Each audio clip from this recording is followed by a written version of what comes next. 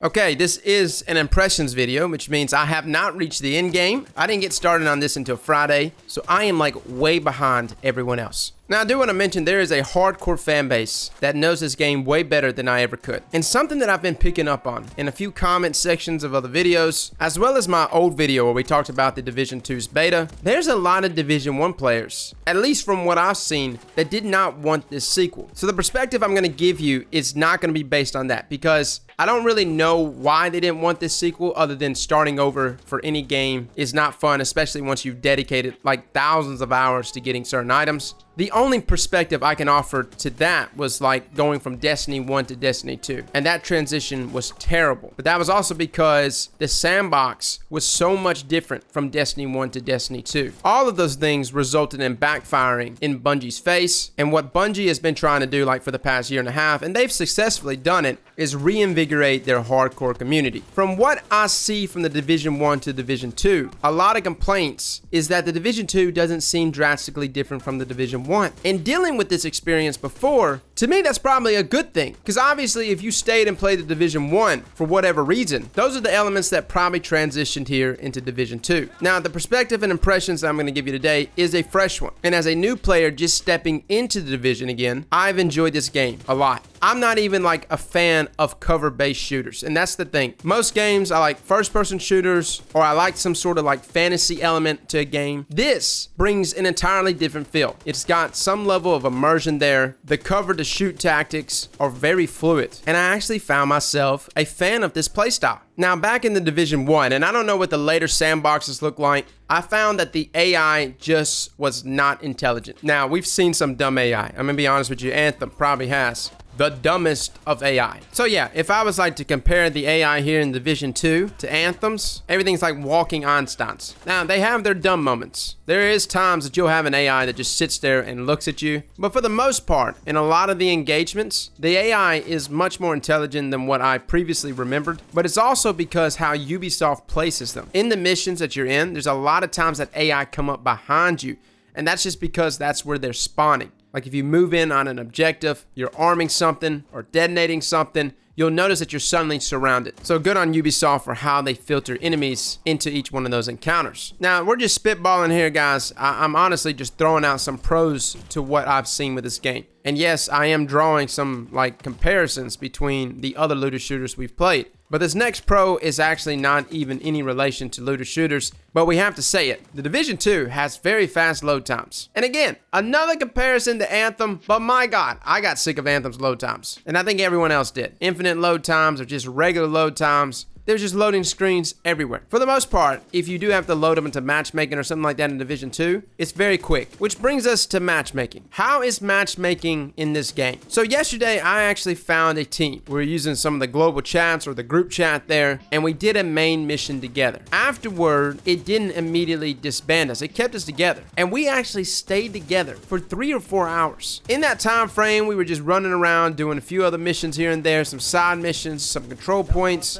and all using group chat. Of course, you have voice chat as well, so you can use that. I'm just saying for those that don't want to use voice chat and just want to text to talk, you have that option, at least here on PC. I don't know how you do it on console. So I really liked that aspect yesterday. But as soon as our group disbanded, I just found me another group. I went up to the next mission I needed to do. I pressed F for matchmaking, and voila. And there's actually a matchmaking system at each of the bases, I know it's at the base of operations. It might actually be at the settlements. And you can actually matchmake from there. Now, the next thing I want to bring up is clans. Clans are grindy. There's a lot of good perks you can get from your clan, but it requires a crap ton of work. But what's so cool is that there's actually these banners back at the White House that like shows the top clan in the game. And I don't know if that's like platform specific or is that like game wide, I don't know. But it actually will update, I'm assuming, as soon as another clan takes over that position. But even within your own clan, there's like clan leaderboards that show like who's contributing the most. I'm currently in 4th place in my clan, so I'm quite proud of myself. But it's little things like that that makes you want to contribute more to your clan, as well as grouping up together in your clan activities and doing stuff together, because you actually get like clan experience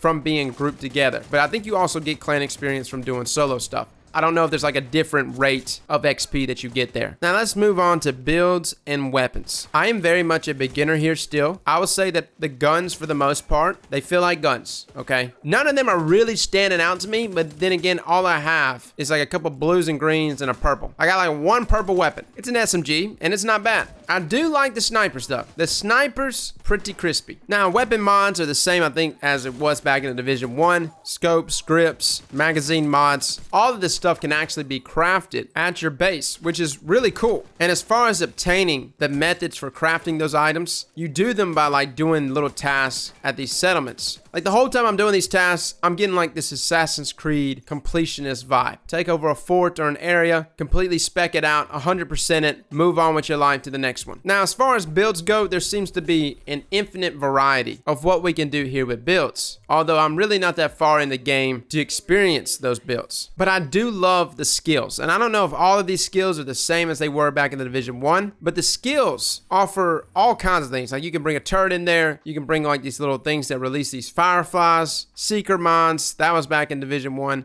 So is a turret, a shield. My favorite ones though so far has actually been a turret that you can manually operate. Dude, this thing wrecks, man. Like on really armored enemies, I don't know what it does or how it does it, but it just chews through them. And it does require you to like press Q or whatever button it is for you to manually be attacking whatever enemy you're aiming at or looking at. But considering how much damage it actually does, it's definitely worth it. Whereas like the other ones that are like automated, they don't do as much damage, but of course the pro there is you don't actually have to manually operate it. And plus, I think they're actually better for just trash ads. The turret I'm referring to is just really good against those armor enemies. Now, another element to the game is that you can obtain mods to apply to these skills to actually improve these skills even further. I've only seen like a couple of these. Some of them do more damage. Some of them have a faster cooldown, but it's like little things like that that's going to extend the end game even further for you to where you're going to want to get the best possible build for whatever it is you're trying to be. And that's the thing about the Division 2. Right now, I don't even know what I want to be, but I'm enjoying learning along the way. It's been a fun experience so far, guys. But then again, this is from somebody that hasn't played the Division in a really long time. So as a new player, I can see myself playing this game a bunch. And like really this time, keeping up with the sandboxes. The game does have PvP, even though I didn't really enjoy skirmish when I did play it. But that honestly could have been a number of reasons. I didn't like the map. I didn't like the objective.